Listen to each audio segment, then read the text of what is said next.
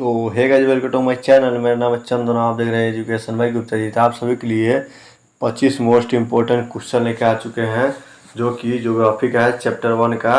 इसको आपको सही से नोट कर लेना है। ये सारे बोर्ड एग्जाम में पूछे जाने वाले प्रश्न हैं, तो इसको आपको सही से नोट कर लेना है। सारे बोर्ड एग्जाम में पूछे जाने वाले प्रश्न है, 100% परीक्षा में यही आएगा।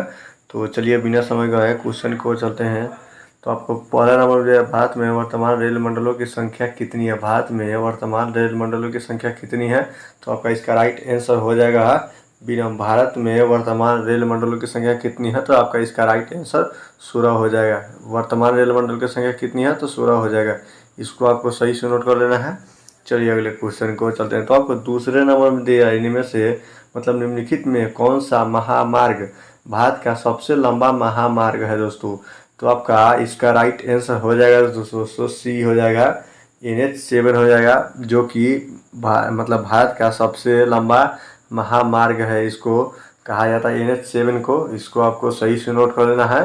तो चलिए अगले क्वेश्चन को चलते हैं। तो आपको तीसरे नंबर में दिया है, भारत का कौन सा शहर ग्रैंड मतलब ट्रक्स रोड पर स्थित नहीं है दोस्तों? भारत का कौन सा शहर ग्रैंड ट्रक्स रोड पर स्थित नहीं है? नंबर में मतलब आपका इसका राइट आंसर हो जाएगा बी हो जाएगा, लखनऊ। इसको आपको सही से नोट कर लेना है।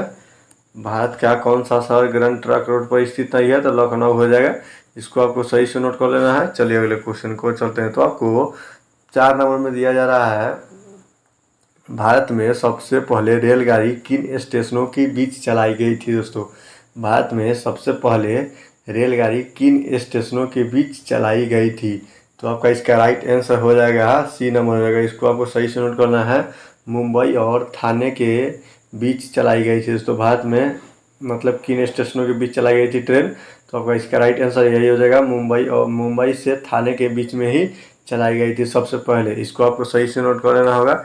चलिए अगले क्वेश्चन को चलते हैं। तो आपको 5 नंबर में दिया, राष्ट्रीय जलमार्ग संख्या 01 मतलब 1 किस नदी पर किन स्थान के बीच है दोस्तों? राष्ट्रीय जलमार्ग संख्या 1 किस नदी पर और किन स्थान पर स्थित है? तो आपका इसका राइट आंसर हो जाएगा बी हो जाएगा, गंगा इलाहाबाद हल्दिया पर स्थित है। इसको आपको सही से नोट कर लेना है, बी इसका राइट आंसर हो जाएगा। चलिए अगले क्वेश्चन को चलते हैं। तो आपको छठा नंबर में दिया जा रहा है, निम्न में कौन से दो स्थान पूर्वी पश्चिमी गलियारा से जुड़े हैं दोस्तों? गलियारे से जुड़े हैं। तो आपका इसका राइट आंसर डी हो जाएगा, सिलथर तथा पोरबंदर गलियारे से जुड़े हैं। इसको आपको सही से नोट कर लेना है। निम्न में से कौन से दो ध्रुस्त स्थान पूर्वी पश्चिम गलियारे से जुड़े हैं?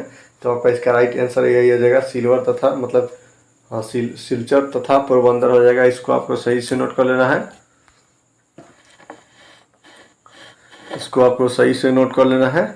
चलिए अगले क्वेश्चन को चलते हैं। तो आपको 7 नंबर में दिया है, निम्न में कौन सा खंड 2 या अधिक देशों के व्यापार को दर्शाता है दोस्तों? इनमें से कौन सा खंड 2 या अधिक देशों के व्यापार को दर्शाता है?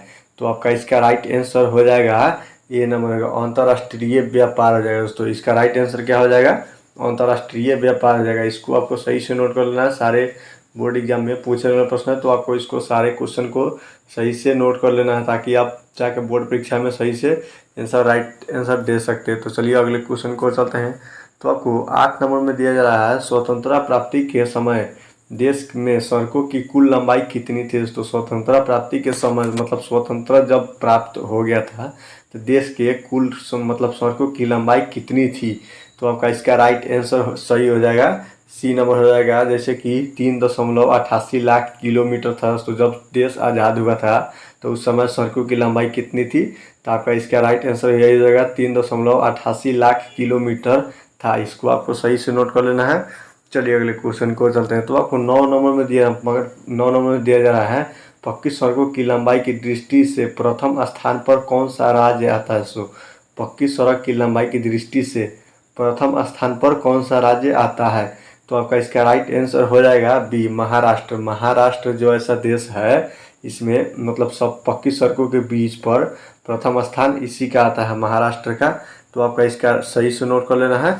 चलिए अगले क्वेश्चन को चलते हैं। तो आपको 10 नंबर में दिया जाए, मतलब निम्नलिखित कौन सड़कों का एक वर्ग नहीं है? निम्नलिखित में कौन सड़कों का एक वर्ग नहीं है? तो आपका इसका राइट आंसर हो जाएगा सीमांत सड़कें। इसको आपको सही से नोट कर लेना है।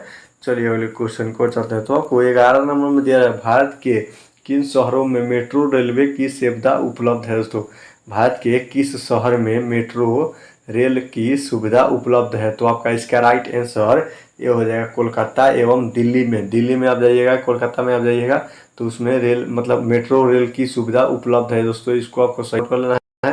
ये सारे बोर्ड एग्जाम में पूछने वाला प्रश्न है।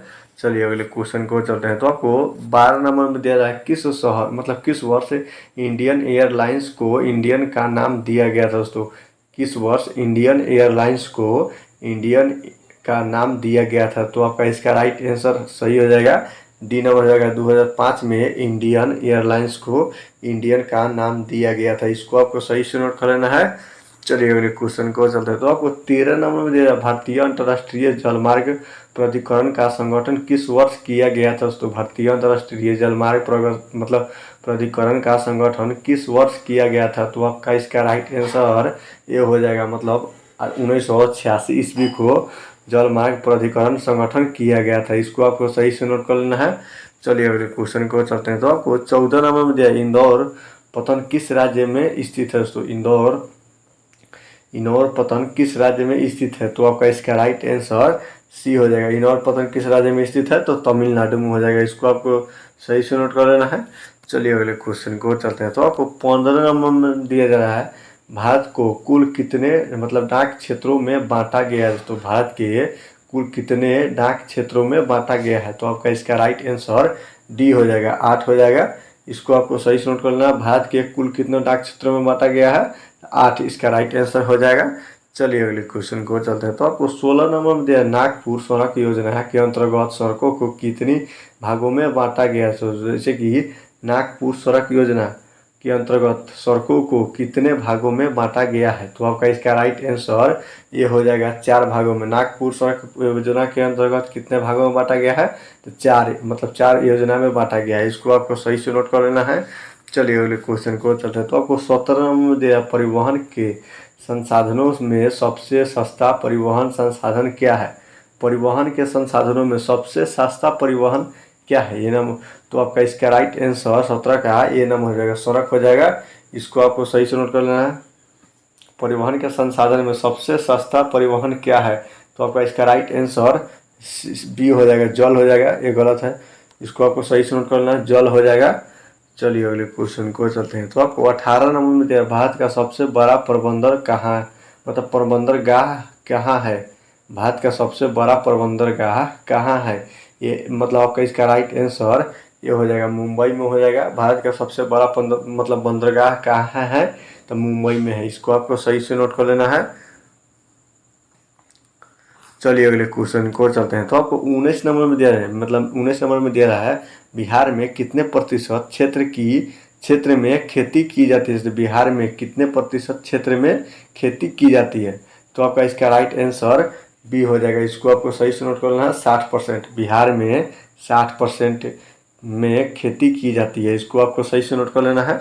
चलिए अगले क्वेश्चन को चलते हैं। तो आपको 25 नंबर में दिया है बिहार राज्य की कितनी प्रतिशत जनसंख्या कृषि कार्य में लग जाती है? तो बिहार राज्य की कितनी प्रतिशत जनसंख्या कृषि कार्य में लग जाती मतलब लगी हुई है और पहले गलत अभी लगी हुई है। तो आपका इसका राइट आंसर 20 के ये हो जाएगा 80% जनसंख्या कृषि कार्य में लगी हुई है बिहार में। इसको आपको सही से नोट कर लेना है। चलिए अगले क्वेश्चन को चलते हैं। तो आपको 21 नंबर में दिया इनमें से कौन गन्ना उत्पादक जिला नहीं है? इन चारों में से कौन गन्ना उत्पादक जिला नहीं है? तो आपका इसका राइट आंसर डी हो जाएगा रोहतास हो जाएगा। चलिए अगले क्वेश्चन रोहतास हो जाएगा। इसको आपको सही से नोट कर लेना है।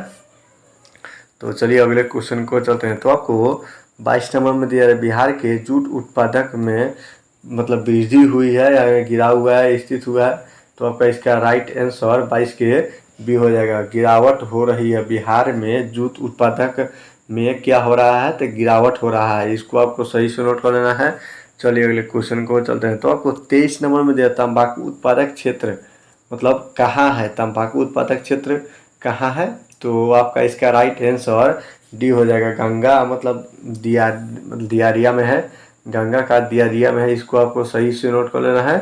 चलिए अगले क्वेश्चन को चल रहे हैं। तो आपको 24 नंबर में दिया है कोसी नदी घाटी परियोजना का आरंभ कब हुआ था। कोसी नदी घाटी परियोजना का आरंभ कब हुआ था।